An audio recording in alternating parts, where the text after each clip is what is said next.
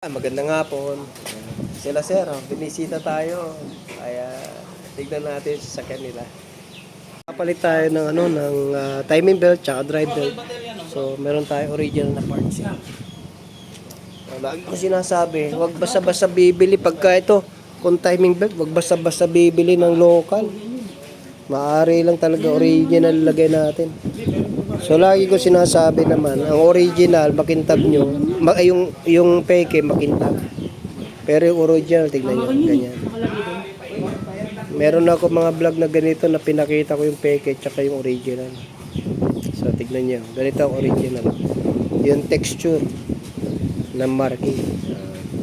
Yung peke, makintab yun. Tapos pag sinalat mong ganyan, natatanggal, parang pintura lang.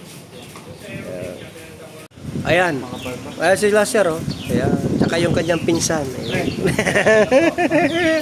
Baka hanapin ho ng misis. Ito po ay katotohanan. Nandito po sila. Siya talaga pinuntahan po nila, ha? Okay. Check pa tayo na ibang recommendation kay sir. Ayan. So, yun lang. Yung tie rod medyo maluwag na. Tsaka stabilizer link. So, wala naman punit yung lower arm. So, papalit tayo ng timing belt tsaka yung drive belt. Sama na natin linis. Clean na natin yan. Throttle body cleaning. Tapos yung ibang mga i-check pa. So, check nyo lahat. Sabi ko sa mga tao natin, check lahat.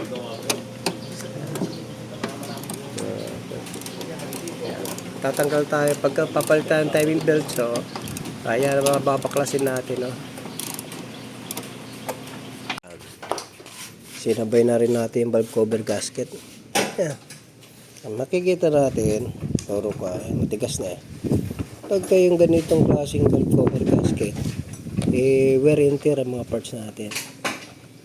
Yan. Makikita nyo to lapat na. Ayun. Pag lapat na yan, so, hindi na natin palitan kasi tatagas. Buti si sir preventive maintenance at sabi sabay na rin para at wala siya intindihan. Yeah.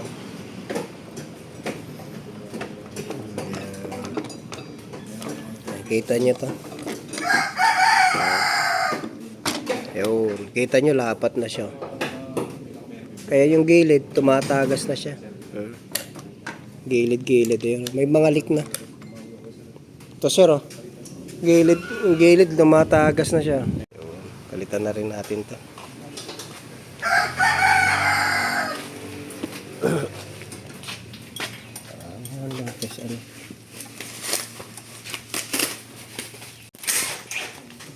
Ford bago. Papalit natin. Tignan nyo to, flat. Mamaya pagkakabit ng bago yan, uumbok yan. Kaya napalitan na yung timing belt, so hindi naman natin pinakita masyado yung process, pero kailangan natin ng special tools, no? Pagka wala tayo special tools, mahirap mahirap manghula, kaya mas maganda yung meron tayong ganyan. Tsaka sa ilalim meron din yan. Tapos na yung sasakyan ni sir, ha? Nahanap na daw na siyang misis niya. Thank you. Maraming salamat sa servisyo. Okay. Okay na yung sasakyan ni sir. Na-timing na. Okay na yung timing belt niya. Napalitan na natin. So, okay na. Ready na ito. Hi! Good morning mga kajak. So, meron tayo dito na 10 years na hindi nabaklas yung kanyang evaporator. So, napakatipid ng sasakyan na to. Hindi nasisira.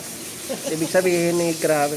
Grabe pa naman pala tayo na may-ari. Tagal masira. May internal security. Kaya binubuksan na ni Boss J. Tignan natin yung 10 years na evaporator. Kasi wala nang lamig. Hina na talaga, no? So, buksan natin and let us see kung ano yung itsura ng 10 years na hindi binabaklas ang evaporator. So, ito ay pulled out kasi nasa gitna ang ating evaporator. So, ito yung ating evaporator yan. Makikita natin. Abangan natin mga kadyan. Tignan natin. Para nakaka-excite. Grabe, 10 years ang inabot. Never na napalinis. Never. Never been touched. Never been touched. Grabe mga kadyan. Kaya Jay lang ang una nakahawak niyan. Nakabukas. Grabe. Never been touched. Oh, first time niya na makita at mabuksan ito. Abangan na rin mga kajak. Nakaka-excite kasi nga, napakatipid. Grabe. Ibig sabihin, yung may-ari, hindi ko alam kung sobrang ingat o sobrang tipid. Dalawa lang yan eh. Walang titipirin eh. May pangatlo pa, walang titipirin. Ayun nga na. Sabi sobrang ingat, sobrang tipid, or walang natitipid. Walang titipirin. Tingnan natin yung tsura. Ganito kadya, kasi yearly dapat ang palinis natin na aircon para ma-maintain. No, yearly. Babudgetan natin. Kahit na no baklas na tayo, basta yearly. So, ganun ang dapat ma-maintain para sa aircon ng bahay. Pinapalinis. Yan na. Yan na. Yan na, ayun. Yan na, yan na. Ayun! Positive daw, sabi ni Boss Jay. Ay! Grabe! Tignan niyo mga kadya ko. Paano lalabas ang lahangin niyo? Lalamog? Ay! Paano lalabas? Grabe. Wala. Meron pa sa kabila yan. Uhog. Sa kabila, hindi naman siya. Wala uhog. Parang buko to ha. Grabe mga kadya ko. Buko juice. Never been touched. Within 10 years, ganyan mangyayari. So kung mape-prevent nyo sana, every yearly lang tayo maglinis, hindi magkakaganito. So every year, dapat naglilinis tayo ng automatic. Naglilinis tayo ng aircon natin. Ito yung evaporator. Evaporator. Yan pala evaporator. Tignan nyo. Grabe. No? So 10 years ha. Kung yung mga sasakyan nyo, 10 years nyo, dali nyo na dito. So 10 years na yun yung mga sasakyan nyo, dali nyo na dito. Kasi alam na natin, ganyan ang kalalabasan yan. Ang mahirap, na sana hindi tayo gagastos na malaki. Kasi kung nalilinis natin ito, nape-prevent yung magkaganito siya. Magkakaroon jelly, and then corrosion, corroded na siya. Kakain ngayon to ng kalawang itong evaporator, magkakaroon ng leak. So kung nami-maintain natin every year, itatagal. So never been touched, never been open, never been cleaned. Okay, ayan yung nangyari. Sana, pag tinanggal natin yan, sana di siya. Bios ang sasakyan natin, no choice talagang baklas tayo ng dashboard. No? Ayan, pag binabaklas yung dashboard, ganyan kalalabasan para madukot natin maigi yung ating evaporator.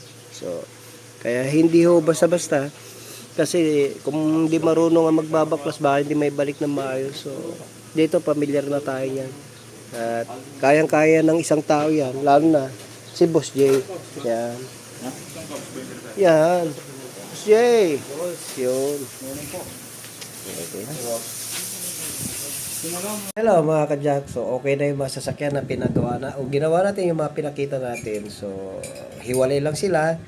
Yung isa ay EcoSport. So at least 70,000 kilometers ay nagpapalit tayo ng timing belt niya. Tapos yung isa naman, yung aircon, pinakita ko rin kung gaano kadumi, yung 10 years na. No? At saka nakita nyo na mga kadyak, no? Talagang walang cut yun, napakarumi na at niligtas po natin, hindi naman, wala naman butas yung tinatawag na evaporator. Kaya binalik rin natin, nalinis lang natin. So, dapat mga kadyak, ang PMS po ng ating aircon ay yearly. Para sa ganun malinis natin kahit na no baklas ang gagawin natin, mas mura-mura. Pero pagka 7 years na hindi tayo nagpapalinis, 8 years na mga kadyak, sigurado babaklasin na natin dashboard para lalo natin malinis. So yun lamang mga kadyak, meron kayong natutunan. Jack of all trades, Auto Care, the shop that cares for your car. God bless you.